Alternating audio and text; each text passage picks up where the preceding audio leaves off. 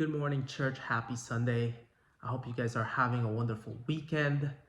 Today, we are continuing on with our series on the Beatitudes, and we will be at Matthew 5, verse 5, which says, "Blessed are the meek, for they will inherit the earth." This is a hard beatitude for me to grasp when I first read it. Because when it says that you are blessed, God is looking at you favorably when you are meek. And initially, what I thought when I read meek, or when I see that word, or when I hear that word, I think of someone who is weak, someone who is timid and quiet, someone who shrivels up and very mousy and just stand in the back. But that actually doesn't mean that. It does mean gentle, someone who's gentle, someone who's humble, someone who is mild. But it also means someone who is strong and powerful. But someone who has the strength and power and authority, but they decided to put that under restraint, to surrender control. That's what being meek means, putting your power and authority under restraint. Think about when Jesus was being arrested in the Garden of Gethsemane. In Matthew 26, in verse 53, he was surrounded by Roman guards about to arrest him, and Peter, one of his disciples, decided to defend him. Peter didn't want him to be arrested, but Jesus said this in verse 53. "Do you think I cannot call on my Father, and he will at once put at my disposal more than 12 legions of angels?"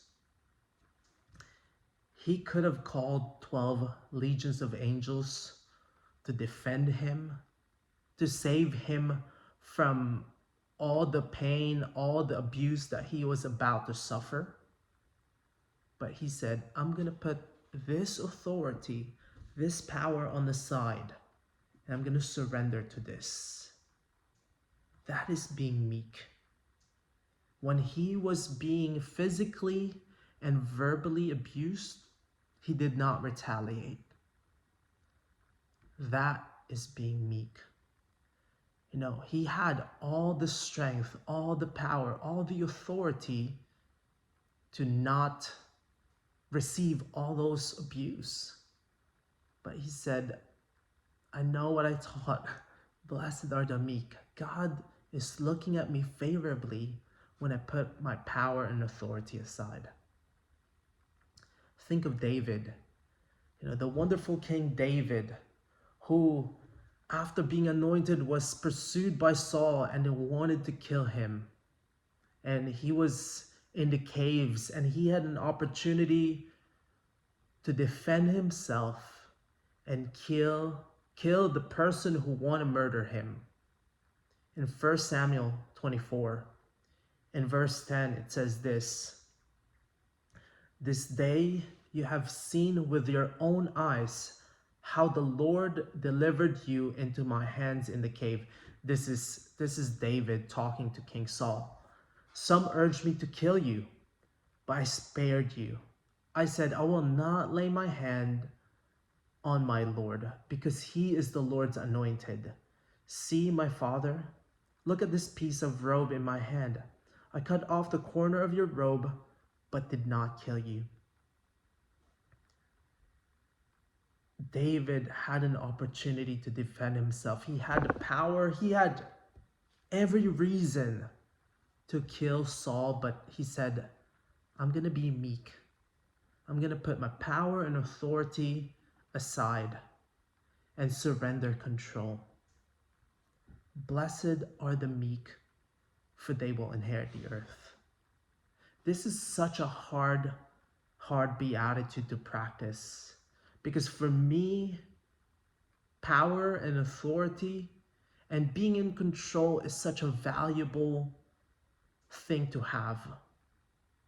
And I wanna have as much of it as possible.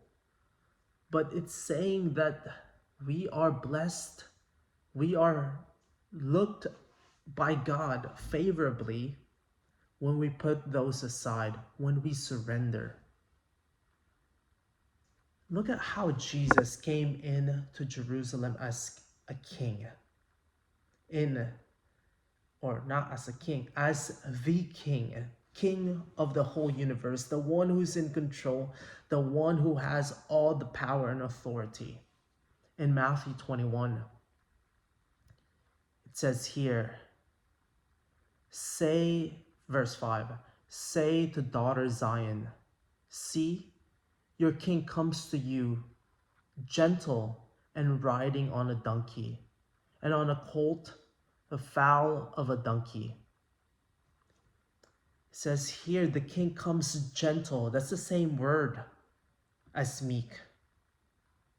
The king of the whole universe, the king of heaven and earth, the king of kings, the lord of lords, the God himself came in describing himself as someone who is meek.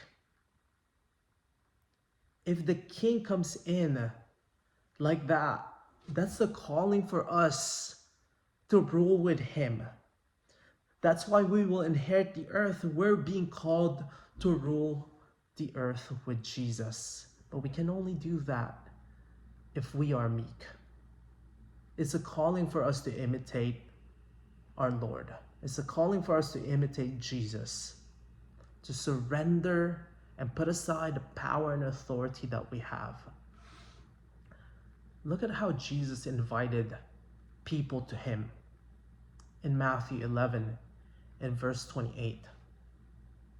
Come to me, all you who are weary and burdened, and I will give you rest. Take my yoke upon you and learn from me, for I am gentle and humble in heart, and you will find rest for your souls, for my yoke is easy and my burden is light. The calling for, or not the calling, the calling for us is to be meek. But Jesus, when he called people to him to lighten their burden, he said that I am gentle.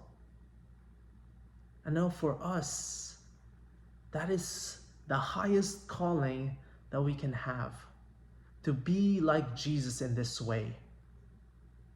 Because that's the calling for us to be co-heirs with Christ, to be co-ruler with Christ.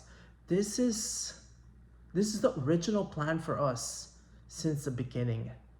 In Genesis 1, it says that we were meant to rule the earth and subdue it. And this calling is a restoration of our first calling in Genesis 1. But we ought to do it with this attitude, with meekness, to put aside our power. But really, the biggest calling here is to put aside our power and authority and allow God to be in control.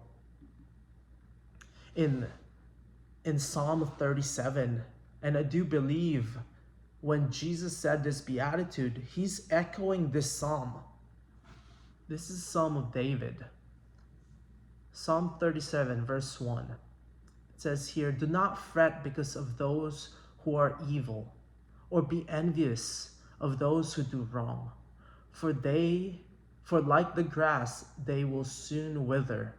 Like green plants, they will soon die away. Trust in the Lord and do good. Dwell in the land and enjoy safe pasture. Take delight in the Lord, and he will give you the desires of your heart.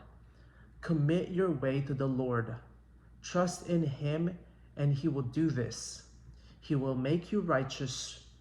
He will make your righteous reward shine like the dawn, your vindication like the noonday sun. Be still before the Lord and wait patiently for him. Do not fret when people succeed in their ways, when they carry out their wicked schemes. Refrain from anger and turn from wrath. Do not fret. It leads only to evil. For those who are evil will be destroyed, but those who hope in the Lord will inherit the land. A little while, the wicked will be no more. Though you look for them, they will not be found. But the meek will inherit the land and enjoy the peace and prosperity. Here, Jesus is echoing this psalm, and he's saying, and this psalm talks about how we need to trust in the Lord. That though we see evil things and we may want to act up, we may want to take revenge, we may want to take things into our own hands. He's saying, be patient. Allow God to do what he does. He will protect you. He will provide from you. Trust in him in everything that you do, and you will inherit the land. And that's so hard. That's so hard to practice because patience is not really my strong suit. Surrendering control is not my strong suit, but here the calling is, if I want to be ruler with Jesus, I need to surrender control. So this is what he's saying. Blessed are the meek, for they will inherit the earth. I want to give you guys some discussion questions to discuss in your groups. First question is, how hard is it not to flex or not to abuse the little power that we have? To be honest, some of you may have a lot of power, but I feel like most of us have little power. The second question is, when we are tempted to exert our power or authority, what are the situations we can do to surrender? Next question is, what situations or circumstances in our lives do we feel like we need more power? Because those are the situations and the circumstances that we really need to remind ourselves of this beatitude. Thank you guys so much. I hope you guys have a great service in your house churches. Happy Sunday. Goodbye.